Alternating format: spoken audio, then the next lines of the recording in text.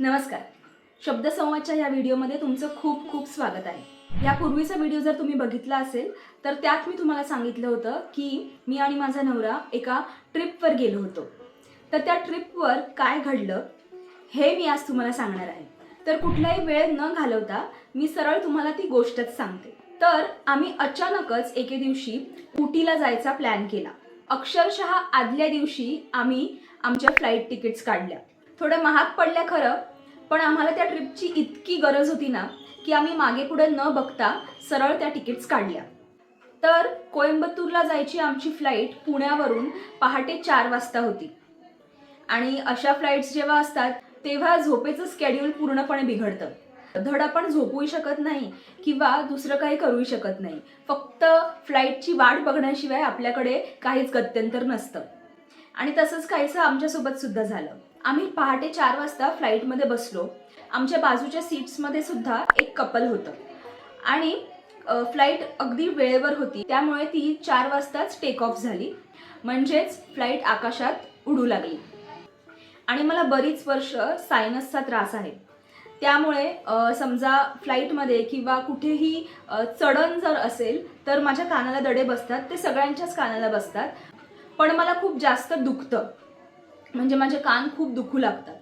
त्यामुळे फ्लाईटचा जो आनंद असतो ना तो मी बऱ्याचदा घेऊच नाही शकत.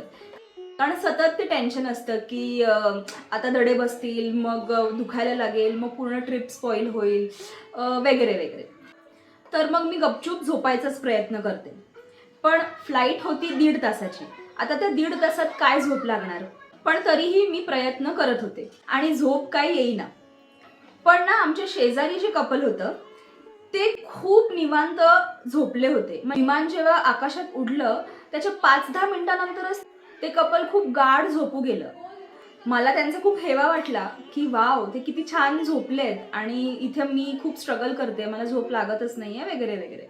नंतर मी म्हटलं फक्त डोळे मिटून पडून राहते, झोप आली नाही आली हे तिच्यावर आहे. असं करून मी डोळे मिटून पडून राहिले. आणि जवळजवळ अर्ध्या तासानंतर, म्हणजे आमचं विमान आकाशात जवळजवळ अर्धा तास असेल, अचानक एक अनाउन्समेंट झाली. तर अशी अनाउन्समेंट झाली की फ्लाईटमध्ये कोणी डॉक्टर आहे का, एक इमर्जन्सी आली आहे.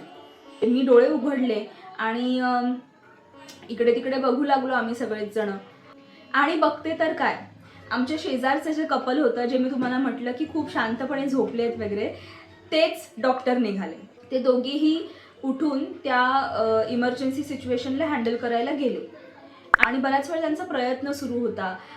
ज्या हवाई सुंदरी असतात ते लोक त्यांची मदत करत होते आणि बरंच काही चालू होतं.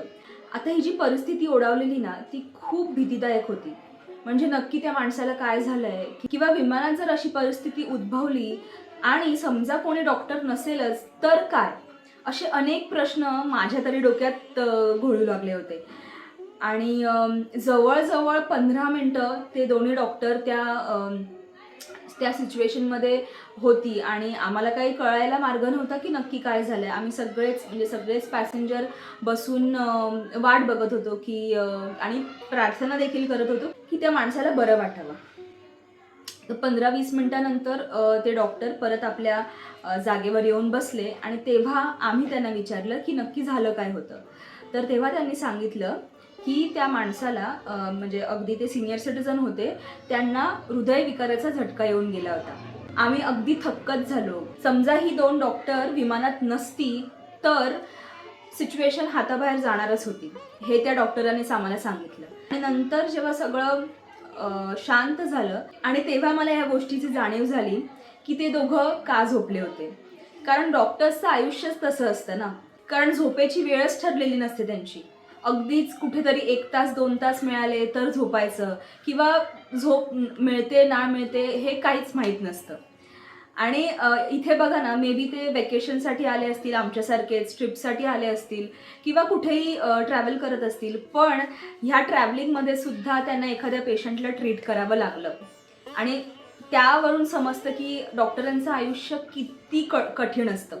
आणि खरोखरच ते अगदी देवदूतासारखे धावून आले ह्या परिस्थितीला हाताळायला. आणि ही गोष्ट माझ्या मनात घर करून गेली की कुठलीही परिस्थिती असली तरी डॉक्टर्स नेहमी आपल्या पेशंटला ट्रीट करायला, त्यांना बरं करण्यासाठी प्रयत्नशील असतातच आणि त्यांच्याविषयीचा जो मान आहे तो खूप वाढला.